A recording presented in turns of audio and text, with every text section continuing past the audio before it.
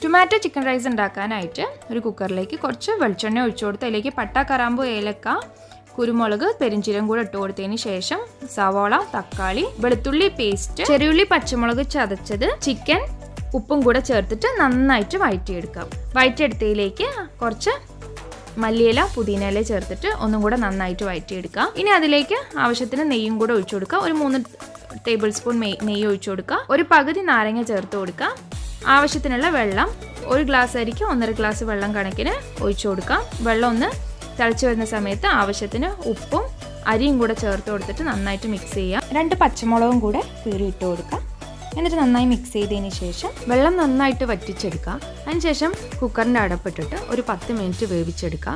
അതിനുശേഷം flame off ചെയ്തിട്ട് കുക്കറിലെ pressure മുഴുവൻ പോയതിന് ശേഷം ചൂടോടെ സെർവ് ചെയ്യുക. അപ്പോൾ ടൊമാറ്റോ ചിക്കൻ റൈസ് റെഡി. എല്ലാവരും ട്രൈ ചെയ്ത് നോക്കൂ.